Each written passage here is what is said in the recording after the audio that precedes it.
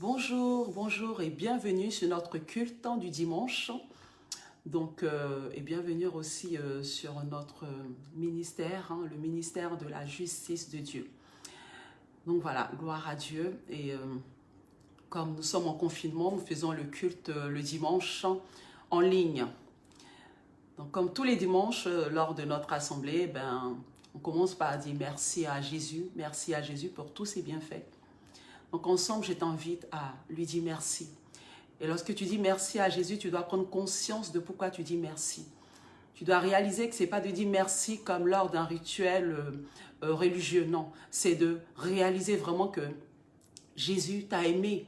C'est de réaliser vraiment que si aujourd'hui tu es convié dans sa présence, c'est parce qu'il te considère comme juste. Il te considère comme réconcilié avec Dieu. Il te considère comme pur.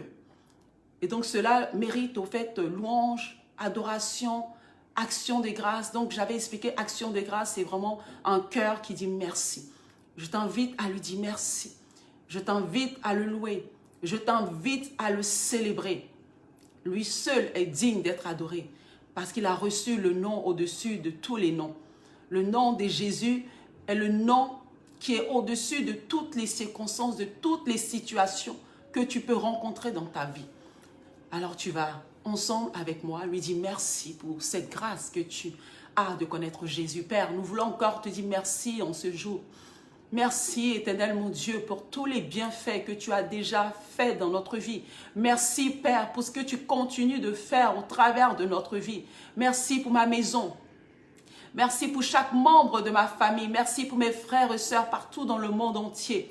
Merci, Saint-Esprit de Dieu, pour chaque membre de notre assemblée. Merci pour ton Église éternelle, ton Église qui est un dans le monde entier, Père. Merci pour mes bien-aimés partout, Seigneur.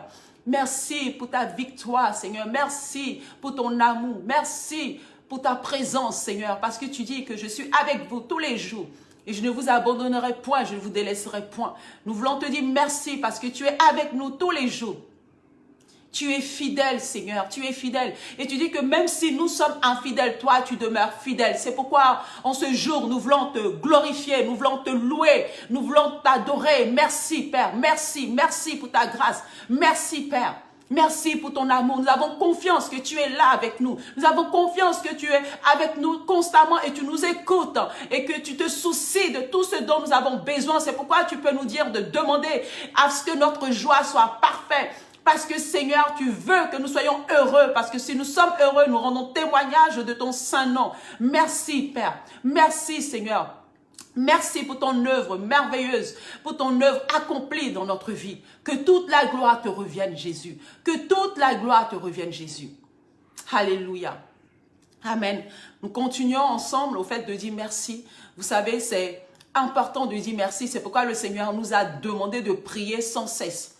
Prier sans cesse, prier, c'est constamment ouvrir sa bouche et lui dire tout ce que nous avons, c'est-à-dire nos soucis, nos angoisses, c'est aussi des prières.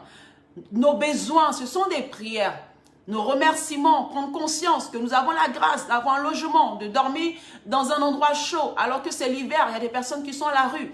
Lui dit merci pour toutes ces choses. Merci parce que nous avons pris notre petit déjeuner. Nous avons mangé. Merci parce que nous vivons dans une nation où il n'y a pas d'oppression. Dans une nation où nous pouvons adorer librement notre Dieu. Vous savez, nous avons des frères et sœurs dans des nations telles que le Nigeria, telles que l'Irak, telles que le Pakistan, où c'est interdit de dire le nom de Jésus, c'est interdit d'être chrétien, où ils sont persécutés à mort en Somalie. Mais nous avons le privilège de pouvoir adorer librement notre Dieu. Il faut en profiter de lui dire merci, et de prier aussi pour ces personnes qui sont dans des nations où il y a la persécution, afin que le Seigneur leur donne de demeurer dans cette foi, qui est inébranlable. Donc, apprendre à dire merci, merci constamment à Dieu, merci à Dieu. Bonjour le bien-aimé Emmanuel, oui, Emmanuel, Dieu est avec nous, alléluia. Donc, constamment dire merci à Dieu, amen. Alors aujourd'hui, je vais partager un message qui est magnifique, alléluia. Ce message m'a rempli, merci Jésus, lorsque j'étais dans cette intimité avec lui. C'est important d'avoir de l'intimité. Le Saint-Esprit m'a dit, voilà ce que tu vas donner à l'église aujourd'hui, parce que on a beaucoup parlé sur le thème de la femme dans la semaine, mais aujourd'hui, dimanche, normalement, c'est mon mari qui prêche les dimanches et les vendredis. Mais ce dimanche, il m'a demandé de pouvoir prêcher. Et j'ai demandé au Saint-Esprit qu'est-ce que j'allais apporter à l'église. Et lorsque j'étais dans mon intimité, parce que j'aime beaucoup constamment parler avec le Saint-Esprit, c'est une grâce. Et il m'a donné un message qui va fortement vous édifier. C'est pourquoi il faudra avoir l'esprit disposé. Vous savez, lorsque Jésus-Christ est ressuscité, il est dit dans le livre de Jean chapitre 21, qu'il souffla l'esprit sur les disciples. Il a soufflé l'esprit sur les disciples afin que les disciples puissent avoir l'intelligence au fait ouverte pour pouvoir comprendre les Écritures. Parce qu'ils n'avaient pas reçu le Saint-Esprit. Le Saint-Esprit, il l'avait reçu lorsque Jésus était monté. Vous vous souvenez, le Seigneur a dit, il est avantageux pour vous que je m'en aille. Lorsque je m'en irai, je vous enverrai un consolateur. Lui, il sera avec vous. Il sera constamment, éternellement avec vous. Il ne vous abandonnera jamais. Donc, le Saint-Esprit est venu, on le connaît tous, à partir de Actes chapitre 2, lors de la Pentecôte. Donc, c'était la promesse de Dieu qui s'était accomplie. Le Saint-Esprit, Dieu, Emmanuel, Dieu avec nous. Cette prophétie qui s'est accomplie. Dieu en nous et avec nous tous les jours. Mais quand Jésus est ressuscité, dans Jean chapitre 21, il est venu avec ses disciples et leur a soufflé l'esprit pour qu'ils puissent comprendre les Écritures. Et vous voyez que l'Esprit de Dieu a toujours été là depuis les Écritures, depuis le commencement. On voit avec les prophètes, on voit avec Daniel, on voit avec David, on voit avec Joseph qui avait, comment on dirait, l'esprit pour interpréter les songes, qui avait l'esprit pour, comment dirais-je, prophétiser. Certains hommes de Dieu qui, pour prophétiser, ils étaient saisis de l'esprit. On a vu avec l'âne de Balaam, pour prophétiser, il a prophétisé par l'Esprit de Dieu. Oui, l'Esprit peut se saisir de n'importe qui pour prophétiser et puis repartir. Donc voilà, c'est pour cela que nous avons besoin de comprendre les Écritures au travers de l'Esprit de Dieu qui, cette fois-ci, est en nous. Le Saint-Esprit est en nous. Dispose ton intelligence et écoute la parole de Dieu parce que nous sommes des êtres spirituels. Amen. Alors, nous allons partager ce message. C'est dans le livre de Luc chapitre 10. Je t'invite à prendre ta Bible dans le livre de Luc chapitre 10 parce que nous sommes en train de faire notre culte et il faut avoir notre Bible pour pouvoir suivre ce que le Saint-Esprit va nous dire. Coucou Edinella, bisous ma chérie. Alors, donc, Luc chapitre 10, à partir du verset 38, on connaît beaucoup cette histoire.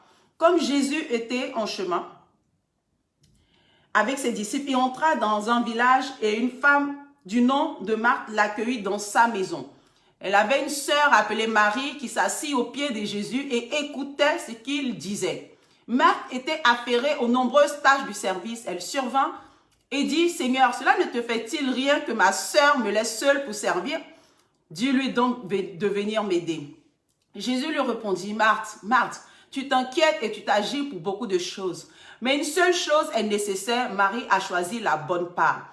Elle ne lui sera pas enlevée. Une seule chose est nécessaire, Marie a choisi la bonne part. » Il faut savoir que effectivement, Marthe représente un peu, en fait, Marthe et Marie, c'est magnifique, c'est deux types de chrétiens. Donc, il y a ces types de chrétiens qui, eux, ne savent pas que la bonne part, au fait, c'est d'écouter la parole de Dieu. C'est d'être au pied du maître.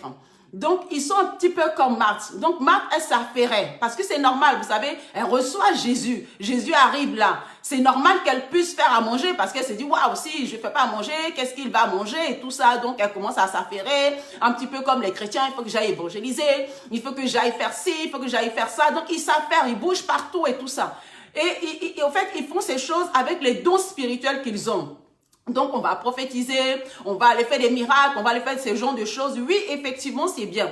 Mais c'est important de choisir la bonne part. Et vous allez voir pourquoi j'explique ces choses-là. On a vu que, par exemple, lorsque Jésus avait choisi les 12 disciples, il leur avait donné, au fait, le don. Donc, ils avaient eu la puissance pour aller prophétiser, pour aller guérir les malades, pour aller faire des miracles, pour aller chasser les démons. Et lorsqu'ils sont partis, ils étaient étonnés. Quand ils sont arrivés vers Jésus, ils ont dit, waouh, c'est extraordinaire, Jésus. On n'a jamais vu ça. Les démons même nous sommes soumis. Et le Seigneur a dit, non, c'est pas ça, au fait, le plus important. Le plus important, c'est que vous sachiez que vos noms sont écrits dans le livre de vie. Donc, effectivement, Quand on est nouvellement en Christ, on est excité de voir les dons spirituels se manifester dans nos vies. On est excité de ces choses-là. Mais c'est pas ça qui est important. Parce qu'il est écrit que les dons passeront, les prophéties passeront. Mais il y a une seule chose qui est importante. C'est la parole de Dieu. Elle est éternelle. Elle ne passe pas. Elle ne change pas. Donc oui, effectivement, c'est très bien d'avoir les dons spirituels. C'est très bien de prophétiser le don de la prophétie. Il faut rechercher ces choses-là. Mais une chose est très importante, c'est de choisir la bonne part comme Marie. Marie a choisi la bonne part. Et la bonne part, c'est d'être au pied du maître. Parce qu'il est dit que la foi vient de ce qu'on entend. Et ce qu'on entend vient de la parole de Christ. Il faut avoir cette habitude d'être constamment assis au pied de Jésus-Christ. Vous savez, le Saint-Esprit est en train de me faire comprendre qu'au temps d'Abraham, il n'y avait pas la Bible. Et une fois, je discutais avec un frère, je lui disais, oui, il faut que tu médites, il faut que tu essaies de comprendre les Écritures. Et il me disait, oui, mais au temps d'Abraham, il n'y avait pas la Bible, au temps de Joseph, il n'y avait pas la Bible. Je me disais, c'est vrai, j'ai commencé à interroger le Saint-Esprit. Et vous allez voir qu'effectivement, quand tu étudies la vie d'Abraham, tu verras que Dieu lui parlait peut-être une fois, tous les 7 ans, tous les 5 ans, il faut bien étudier. Tous les 10 ans que Dieu venait parler. Parce que quand Dieu lui avait donné même la promesse d'avoir un enfant qui allait être le fils de la promesse, pendant 10 ans, il n'y avait rien.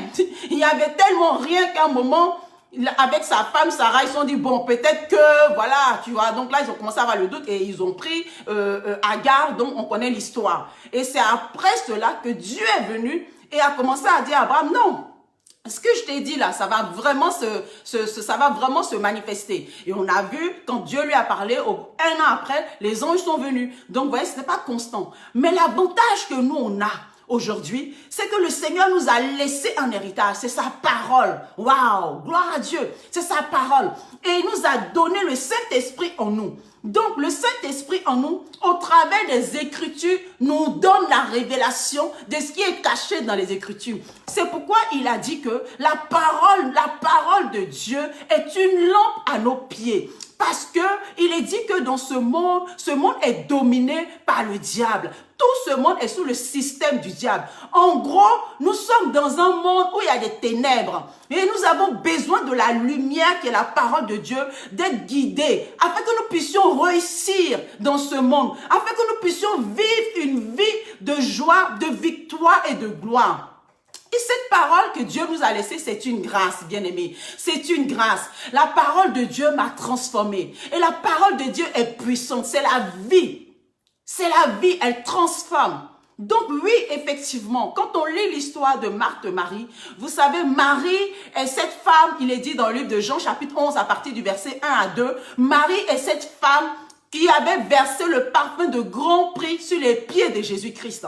Et c'est cette femme que lorsqu'elle a versé le parfum de grand prix, c'était un parfum qui représentait à peu près, comme on dit, 1 an de salaire. Judas était choqué parce qu'il a dit, waouh, mais moi, j'aurais jamais fait ça. Parce qu'il avait eu la révélation de qui était Dieu. Parce qu'il a dit que cette Marie, c'était une prostituée. C'était une femme qui était possédée. Au point même Simon a dit, si Jésus était vraiment prophète, il aurait su qui était cette femme qui s'était approchée de lui. Et Jésus a répondu à Simon que à celui qu'on a beaucoup pardonné, manifestera beaucoup d'amour. Donc oui, Marie avait reçu le pardon de Christ. Elle avait compris que Jésus ne l'avait pas jugée. Elle avait eu la révélation de qui était Jésus. Et à cela, elle a commencé à prendre plaisir à être dans la présence de Jésus. Par rapport à Marthe, on ne connaît pas son histoire. Peut-être que oui, elle a entendu parler de Jésus. Elle, voilà, Jésus, voilà, c'est pas n'importe qui, c'est un prophète, il fait des choses, il faut que je cuisine pour lui, il faut que je le mette à l'aise. Mais Marie, elle avait rencontré Jésus. Elle avait rencontré Jésus. Et elle savait que Jésus, c'était la parole de vie. Vous savez, lorsque Jésus est en train de parler de certaines choses, il y a eu des disciples qui sont partis et Jésus s'est retourné vers les autres disciples, a dit, et vous ne partez pas. Et Pierre a dit, Seigneur Jésus-Christ, à qui irions-nous? Tu as les paroles de la vie. À qui irions-nous? Tu as les paroles de la vie. Donc, on doit comprendre que la parole de Christ nous amène au fait à une vie de gloire. Quand on va mourir, on va vivre la gloire, on va vivre beaucoup de choses. Mais vous savez, sur cette terre, on doit aussi vivre la prospérité. On doit aussi vivre une vie de bonne santé. On doit vivre la longévité. Et toutes ces choses-là se trouvent au travers de la parole. N'attendons pas seulement d'aller au ciel et puis de jouir comment dirais, de toute cette gloire. Mais nous pouvons aussi commencer à jouir déjà sur cette terre au travers de la parole. Parce que le secret du succès, le secret de la réussite se trouve au travers des Écritures. C'est pourquoi Dieu a dit, lorsque la loi est venue, c'est-à-dire la Torah, quand tu vois la loi, la Torah est venue, il a dit à Josué, si tu veux avoir du succès, il faut que tu plonges constamment tes yeux dans ce livre. Parce que dans ce livre, il y a le succès. C'est garanti. Il a déjà dit. Jésus ne va pas venir faire des choses à notre place. Il a déjà tout accompli. Maintenant, il nous a donné le secret. Et c'est les Écritures. Lorsque tu étudies les Écritures, parce que tu as le Saint-Esprit en toi, tu permets au Saint-Esprit de te révéler les Écritures qui deviennent vie, afin qu'au travers de cette vie-là, tu puisses, face aux circonstances de la vie, dominer. Face aux circonstances de la vie, être calme, dans le repos, et ne pas être vacillant, de ne pas être troublé. Donc oui, Marie a choisi la bonne part. Aujourd'hui, par la grâce de Dieu, nous avons des Bibles audio, nous avons toutes formes et toutes sortes de Bibles. On n'a pas d'excuses. Il faut qu'on soit violent. Vous savez, lorsque le Seigneur Jésus a dit, ce sont les violents qui sont parents du royaume des cieux. Oui, les violents. C'est-à-dire qu'il faut qu'on travaille à notre salut. Vous savez, ça veut dire travailler à ton salut. C'est ce que Dieu nous demande, travailler. Ça dit, fais l'effort. On dit la chair, la nature charnelle ne veut pas elle-même les choses de l'esprit parce que c'est contraire. Elle ne veut pas méditer, elle ne veut pas. Mais nous, c'est à nous d'être violents. C'est à nous de nous lever. C'est à nous de pouvoir posséder notre héritage. Parce qu'effectivement, Christ a déjà tout accompli. Il a déjà tout accompli. Il nous l'a donné, il a tout accompli. Mais il faut que cela se manifeste et c'est au travers de la connaissance de la parole de Dieu. On peut le voir au travers des choses simples de la vie. Lorsque vous voyez des étudiants, moi j'ai eu l'occasion de voir des étudiants qui étudiaient pour avoir le bac. Et parmi ces élèves, il y en avait qui n'aimaient pas étudier. Mais chose bizarre, c'est que le jour des résultats, ceux qui n'aimaient pas étudier ont osé aller voir les résultats s'ils avaient eu le bac. Et ça m'avait enseigné. Je me suis dit, mais attends, toi tu n'étudies jamais et tu vas passer le bac. Et tu oses même te lever, aller voir si tu as eu le bac. Mais c'est normal que le résultat de la finalité de ce que tu as semé, ça soit l'échec. Parce que si tu sèmes la paresse, si tu sèmes la négligence, mais forcément tu vas récolter ce que tu as sémé. Donc, quand ils arrivaient, qu'ils n'avaient pas le bac, ils étaient découragés. Et ça m'a beaucoup enseigné. Je me dis, il y a pas à être découragé. Si je n'étudie pas, c'est normal que je ne l'ai pas. Donc, je dois m'attendre à ça. Mais non, ces personnes ne s'attendaient pas. Ils s'attendaient au contraire. Et c'est ça le souci de beaucoup de chrétiens. C'est qu'on pense que les choses vont arriver comme ça par magie. Dieu ne ment pas. Et à un moment, on arrive au découragement, on pense que Dieu ment. À chaque fois que Dieu va faire une promesse, il y aura un processus pour que la promesse puisse s'accomplir. Et si on n'est pas rempli de la parole de Dieu, je vais vous juste prendre un exemple. Vous allez effectivement avoir le don de prophétie. Un prophète va prophétiser pour vous. Il va dire, je vois dans ta vie que tu vas avoir la prospérité. Je vois dans ta vie que tu vas habiter à tel endroit. Je vois dans ta vie, tu vas voyager, tu vas aller aux États-Unis. Je vois dans ta vie, tu vas avoir une grosse société. Oui, c'est vrai, tu as prophétisé tout ça dans ma vie. Mais ça fait 1 mois, je suis là. Il n'y a rien. 2 mois, rien. 3 mois, rien.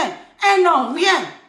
Qu'est-ce qui va se passer? Le découragement va commencer à te saisir. Et tu vas commencer à dire que Dieu ment. C'est en cela qu'on dit tu peux même perdre la foi. Quand on dit perdre la foi, c'est pas le salut. Ça veut dire que tu n'as plus la confiance en la parole de Dieu. C'est pourquoi il y a des gens même qui disent que malheureusement, il y a des prophètes qui mentent. Oui, il y a des vrais prophètes qui prophétisent des bonnes choses. Mais si tu n'es pas assis sur la parole de Dieu, tu peux croire que Dieu ment. Parce que c'est la parole qui va te donner la force de croire en la parole de Dieu. La parole qui va donner la force de croire en la parole de Dieu, elle est pas mal celle-là. Oui, c'est la parole, c'est-à-dire la révélation de qui tu es, de ce que Dieu a écrit, que Dieu ne ment pas. Parce que lorsque j'étudie les Écritures, il est dit que la parole a été écrite, la Bible a été écrite pour notre instruction. Donc quand je lis la Bible, je comprends que oui, Dieu avait donné une vision à Joseph et il a dit que Joseph allait être à la tête de ses frères. Et connaissant cette parole, lorsque le diable a venu me dire, oui, tu as vu le prophète là, il a raconté des mensonges, je vais dire non, arrière de moi Satan, parce que effectivement quand Dieu a donné la parole à Joseph au travers du songe, elle s'est accomplie au bout de 13 années, elle s'est accomplie au bout de 17 années, elle s'est accomplie. Oui, Dieu a donné une parole à Abraham, tu auras un fils. Mais ça ne s'est pas accompli tout de suite. Et quand je lis les Écritures, qui est pour moi une lampe, pour moi un modèle, je peux dire, ah non, Dieu n'est pas un menteur. Parce que quand Dieu a donné la promesse à Abraham, ça s'est accompli des années plus tard. Mais elle s'est accomplie, certainement, elle s'est accomplie. C'est au travers de la parole, au fait, va nous apprendre la patience. La parole va nous apprendre la persévérance. Plus on demeure dans la parole, plus on n'est pas focalisé sur les circonstances de la vie. Plus on demeure sur la parole, on est focalisé sur ce que Dieu a déjà accompli pour nous. On l'attend patiemment parce qu'on sait qu'elle va s'accomplir certainement. Elle va s'accomplir au travers de notre vie. Vous savez, lorsque je méditais la Bible, souvent, je demandais au Saint-Esprit, c'était quoi la sagesse? Parce qu'on nous demandait toujours, il faut chercher la sagesse, il faut demander la sagesse. Et il est écrit au travers des Écritures, vous savez, Dieu nous répond. Quand tu plonges tes yeux, ton regard constamment dans les Écritures, il faut que tu poses des questions au Saint-Esprit. Parce qu'il prend plaisir à nous enseigner. Et je posais constamment la question au Saint-Esprit. Oui, mais la sagesse, c'est quoi? La sagesse, c'est quoi? Et jusqu'à ce que le Saint-Esprit me révèle, la sagesse, c'est Jésus-Christ. C'est Jésus-Christ. Et tu as déjà Christ en toi. Waouh, Seigneur, la sagesse, c'est Jésus-Christ. Mais pourquoi on me dit de demander la sagesse? Mais ça, c'est quand tu ne sais pas. Quand tu ne sais pas, vous savez, quand on ne sait pas, on demande des choses qu'on ne sait pas qu'on a déjà en nous.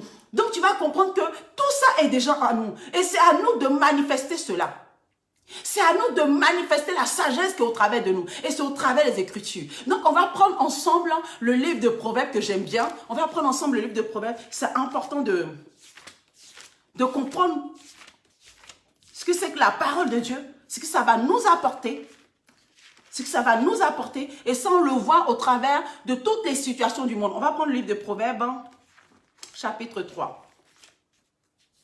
Alors, Proverbes chapitre 3, et on va réaliser qu'effectivement, comme ce que je t'entends dire, j'ai eu des amis qui ont été médecins. Et ces amis qui étaient médecins, ils m'ont dit qu'ils avaient fait bac plus 8. Waouh, c'est beaucoup d'études, hein? Oui. Ils ont fait bac plus 8. Donc, Proverbe chapitre 3, voilà. Mais je vais vous expliquer d'abord l'histoire. Et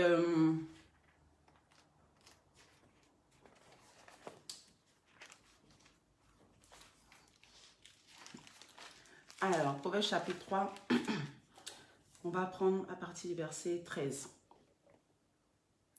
Amen, Jésus-Christ est le Dieu véritable. Amen, je confirme. Alors, Proverbe chapitre 3, verset 11. Heureux l'homme qui a trouvé la sagesse et l'homme qui possède l'intelligence. En effet, le bénéfice qu'elle procure est préférable à celui de l'argent et le profit qu'on en tire vaut mieux que l'or. Elle est plus précieuse que les perles, elle a plus de valeur que tout ce que tu pourras désirer. Une longue vie est dans sa main droite, dans sa gauche se trouve la richesse et la gloire. Amen. On peut continuer, hein, mais je vais prendre Proverbe chapitre 8 pour compléter au fait pourquoi je vous dis que la sagesse c'est Christ. Allez, magnifique. Proverbe chapitre 8 à partir du verset 1. La sagesse ne crie-t-elle pas? L'intelligence ne parle-t-elle pas tout haut? C'est au sommet des hauteurs dominant la route. Je ne sais pas si je vous ai donné le verset. Proverbe chapitre 8 verset 1. C'est à la croisée des chemins qu'elle se place, à côté des portes, à l'entrée de la ville, à l'intérieur des portes, elle crie. Homme, c'est vous que j'appelle et ma voix s'adresse aux êtres humains. Vous qui manquez d'expérience, apprenez le discernement. Vous qui êtes stupides, apprenez le bon sens. Écoutez, car ce que je dis est capital et j'ouvre mes lèvres avec droiture. Oui, c'est la vérité que ma bouche proclame et mes lèvres ont horreur de la méchanceté. Toutes les paroles de ma bouche sont justes. Elles ne contiennent rien qui soit faux ou perverti.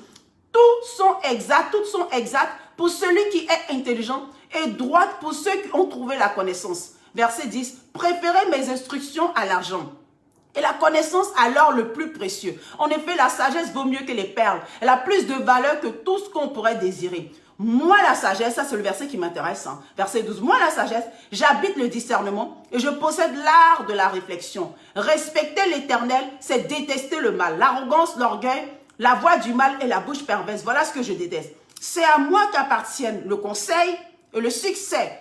Je suis l'intelligence, la puissance m'appartient. Par moi, les rois règnent et les dirigeants ordonnent ce qui est juste. Par moi gouvernent les chefs, les grands, tous les juges de la terre. J'aime ceux qui m'aiment et ceux qui me cherchent me trouvent.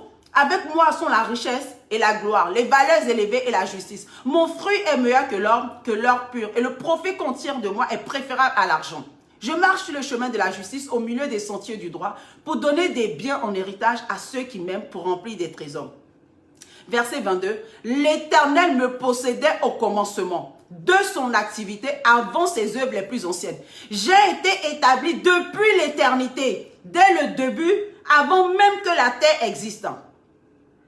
Et quand tu continues, j'ai été mise au monde quand il n'y avait pas de mer, de source et toutes ces choses-là. Et tu peux comprendre qu'effectivement, Christ est la sagesse. Et c'est au travers de la méditation. Plus tu étudies les Écritures, plus tu grandis dans la connaissance. Et plus tu as de la connaissance, cette connaissance se manifeste au travers de la sagesse. Et c'est avec la sagesse que Salomon a pu gouverner son royaume avec justice, au point où toutes les autres nations entendaient parler de lui. Et comme j'étais en train de parler, j'avais une personne, un ami qui était médecin, qui disait qu'il avait fait des études de Bac plus 8. Et vous savez, pour être performant, efficace dans un domaine où tu veux vraiment voir du résultat, il faut que tu étudies. Et il voulait être médecin et il a étudié et c'était très long, de longues années d'études pour au final être médecin. Et il est très heureux de son statut de médecin. Donc, si tu veux être efficace au travers de ce que Dieu a dit, il t'a laissé la parole de Dieu. Il faut que tu l'étudies. Il faut que tu l'étudies afin que tu sois efficace. Et la parole de Dieu te promet prospérité, te promet longévité, te promet santé divine, te promet succès dans tous les domaines de ta vie. C'est pourquoi il dit que la sagesse de Dieu est préférable à l'or, parce qu'il y a une sagesse humaine qui n'est pas la sagesse de Dieu. Et donc, si on manque de sagesse, il dit pour les personnes qui sont stupides, pour des personnes qui sont comme ça, il faut que, au fait, ils écoutent cette sagesse et qu'ils l'acceptent. Parce qu'effectivement, quand tu lis dans le livre de 1 Corinthiens, on dit Dieu a pris des choses méprisables pour en faire des bonnes choses. Dieu a pris des choses faibles. Vous connaissez ces versets, pour en faire des fortes. Donc oui, nous qui étions autrefois ignorants, nous qui étions autrefois rabaissés, méprisés, qui étions sages selon le train du monde, aujourd'hui, nous avons la sagesse de Dieu au travers des Écritures. Au commencement était la parole. La parole était avec Dieu. Et la parole s'est faite chair. Donc la parole, au fait, qui est Dieu aujourd'hui, qui s'est faite chair, on la retrouve. Cette parole, effectivement, c'est Christ. Et Christ est caché au travers des Écritures. C'est pourquoi il a dit que cette parole, il la révèle au fait aux enfants. Et cette parole, elle est révélée. Il a dit, je te loue, Père, du fait que cette parole, tu la révèles aux enfants. Donc, Marie a choisi la bonne part. Marie a choisi la bonne part. C'est très bien d'aller voir les prophètes. C'est très bien d'aller consulter, comment dirais-je, oui, les prophètes, les hommes de Dieu qui ont des dons. C'est très bien même que tu aspires aux dons spirituels, puisque nous avons aussi les dons spirituels. J'ai prophétisé, je prophétise tout le temps que je veux, que le Saint-Esprit me met à cœur de prophétiser. Ça, c'est même pas un problème. Vous savez, je bénis Dieu. Dès le début de ma vie chrétienne, j'avais tellement soif de Dieu, tellement j'avais fait, comme je dis, j'étais tellement dans la religion où j'étais dans le mélange entre Dieu et le monde et toutes ces choses-là. Donc, un moment, quand j'ai commencé à comprendre que pour vivre heureuse, parce que j'étais vide, parce que j'avais l'impression que ma vie n'avançait pas. Et quand j'ai pris conscience de ça et que j'ai commencé à arriver vers le Seigneur, je me suis tellement focalisée sur lui que j'avais compris que si je voulais la vérité, il fallait que moi-même j'ouvre la Bible, parce qu'il y avait trop de contradictions dans le milieu chrétien, trop de contradictions. On dit ça, demain autre chose, demain trop de contradictions. Je dis moi-même là. Vous savez, il faut être têtu dans les choses de Dieu. Il faut être violent. On dit que c'est les violents qui sont parents du royaume des cieux. Tu veux t'emparer du royaume des cieux. Quand on dit royaume des cieux, on parle d'héritage. On ne parle pas d'aller au ciel parce que tu es déjà au ciel. Parce que le brigand, la croix, malheureusement, il était brigand, il a fini brigand, mais il est allé au ciel. Moi, je ne veux pas être brigande et finir brigande. Je veux marcher selon mon héritage, dans la prospérité. Donc, je vais être violente. Donc, je me suis donné une discipline. Je dis, Seigneur, moi, je veux te connaître au travers des Écritures. Je suis fatiguée des contradictions. Je veux te connaître au travers des Écritures. Ça fait que quand j'allais quelque part, même si tu prophétises, ça ne m'intéressait pas. Si tu me dis que Dieu va me bénir, je le savais déjà parce qu'il était déjà écrit dans ce que je lisais que j'étais déjà béni. C'est même pas qu'il va me bénir, c'est qu'il m'a déjà béni. Seulement le temps va arriver. Donc j'avais cette foi parce que je connaissais. Je n'attendais rien qu'on vienne me dire parce que toutes ces choses sont déjà dans la Bible. Qu'est-ce que tu vas venir me dire de plus que ce que Dieu m'a déjà dit? Mais c'est bien les prophéties. On dit c'est pour édifier parce qu'effectivement quand on est nouveau, quand on est bébé, quand on ne connaît pas encore la Bible, ça nous fait plaisir, ça nous fait sourire, ça nous fait rougir de savoir que Dieu nous aime, de savoir qu'il a des projets pour nous, des bons projets. Oui, ça nous plaît. Mais à un moment, plus on lit, ça ne nous dit plus rien parce qu'on le sait déjà, au fait. On le sait déjà. Donc, il faut être violent. Il faut être violent dans les choses de Dieu. Il faut être violent. Et cette violence, ça doit de prendre connaissance de son héritage. Et ça, je l'ai expérimenté. Je l'ai expérimenté. Amen. Comme l'heure avance, on va prier. Et quand je dis prier, j'aime bien toujours expliquer les mots. Prier, c'est parler. Voilà, on va parler à notre Père. C'est au travers de la méditation que j'ai compris que Dieu était mon Père. Et comme on le dit, il y a plusieurs chemins qui mènent à Dieu, mais il y a un seul chemin qui mène au Père. C'est pourquoi il a dit, je suis le chemin, je suis la vérité et je suis la vie. Nul ne vient au Père que par moi. Si tu veux connaître le Père, c'est au travers de la parole. Et qui est la parole? C'est Jésus-Christ qui est la parole. Qui est la parole? C'est lui qui est caché au travers des Écritures. Et lorsque tu comprends ton identité, que Dieu n'est plus ton maître, que tu n'es plus serviteur, que tu n'es plus servante, mais que tu es héritière, que tu es... Alléluia. Alléluia, c'est tellement magnifique. On va prier pour que l'Église puisse avoir la révélation de son identité. C'était la prière que Paul faisait. Il priait pour que l'Église puisse avoir la révélation de son identité. On va prier pour que Dieu puisse constamment travailler dans notre cœur, qu'il nous donne cette force, cette capacité de pouvoir nous plonger dans les Écritures.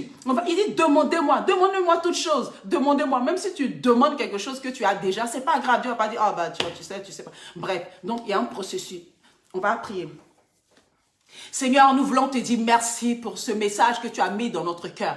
Tu nous as parlé au travers de la vie de Marie et de Marthe. Et nous prions aujourd'hui, nous aspirons, Seigneur Jésus-Christ, à être comme Marie, à nous asseoir au pied du Maître, à nous asseoir au pied de Dieu, à nous asseoir au pied du Père, à nous asseoir au pied de notre Sauveur, à nous asseoir au pied de notre Créateur. Oui, celui-même qui a créé toutes choses. Seigneur, tu es le Maître de la terre, tu es le Maître de toutes choses, mais tu es notre Père. Tu es notre Père, tu es notre Père. C'est pourquoi nous voulons constamment avoir les regards fixés sur toi. Nous voulons constamment te connaître. Nous voulons constamment, Seigneur, savoir en fait les choses que tu as réservées pour notre vie au travers des Écritures. Je prie pour l'Église, que l'Église puisse connaître qui elle est, que l'Église puisse avoir la révélation de son identité au nom de Jésus-Christ, que l'Église puisse réaliser que tu nous as déjà pardonné, que l'Église de Christ puisse réaliser que nous sommes purifiés et que nous sommes saints. Que l'Église de Christ puisse réaliser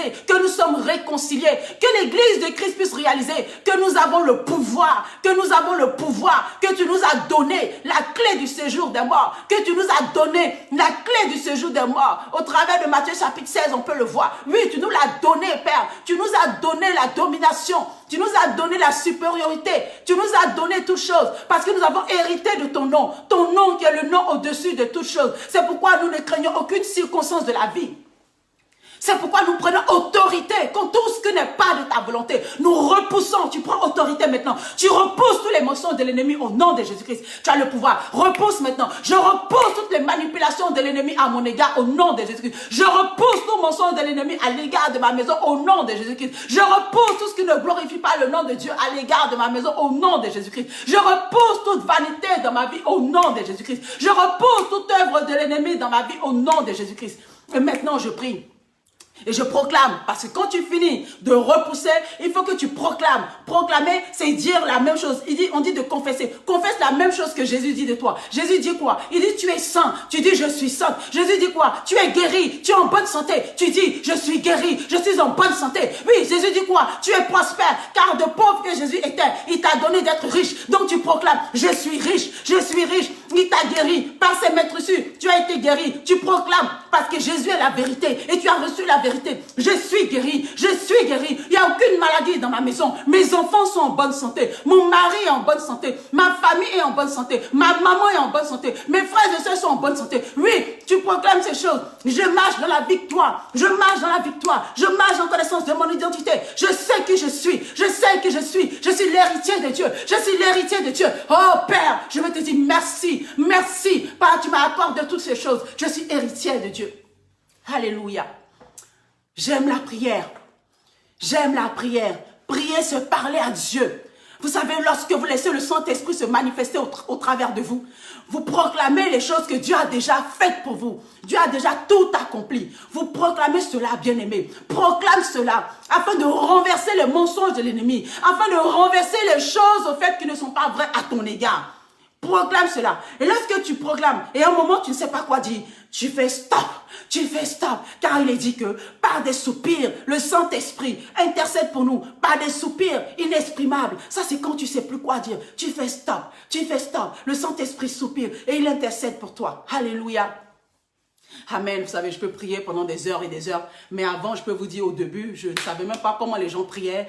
Comment ils arrivaient à faire ça. C'est un processus. Donc, je ne savais pas. Et après, à force de méditer, c'est le Saint-Esprit qui prenait cela en moi. Il prenait cela en moi. Et moi, quand je prie, je ne peux plus m'arrêter. Je ne peux plus m'arrêter. Et j'ai commencé à comprendre qu'effectivement, c'est Christ qui vit en moi. C'est Christ qui fait les choses au travers de ma vie. Car sans Christ, je ne peux rien faire. Amen.